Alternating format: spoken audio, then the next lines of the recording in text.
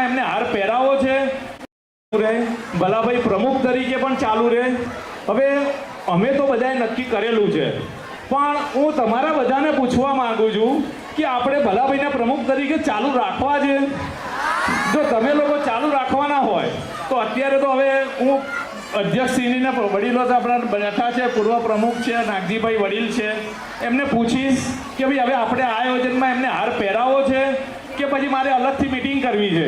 પણ તમારા બધાની જો અહીંયા સાથે સંમતિ હોય તો આપણે ભલાભાઈને બીજી વાર પ્રમુખ, બીજી વાર નહીં પણ ચોથી વાર પ્રમુખ તરીકે આપણે નીમવા છે। તમારા બધાને મારે પૂછવું છે, પ્રમુખ તરીકે ભલાભાઈને ચાલુ રાખવા છે? બધા આ અદ્ધર કરીને કરો તો આપણે અત્યારે અમારે હું તે છતાં અધ્યક્ષની પરમિશન લઈશ।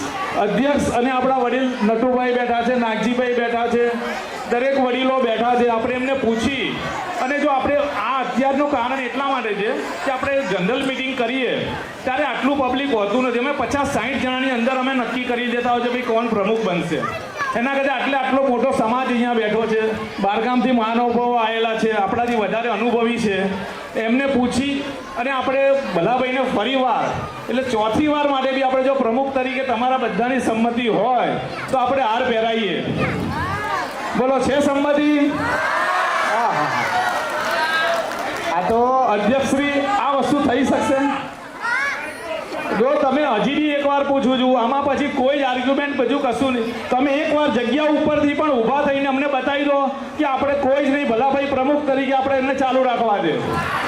બોલો જ્ઞાતિ મૈયાની, જ્ઞાતિ મૈયાની।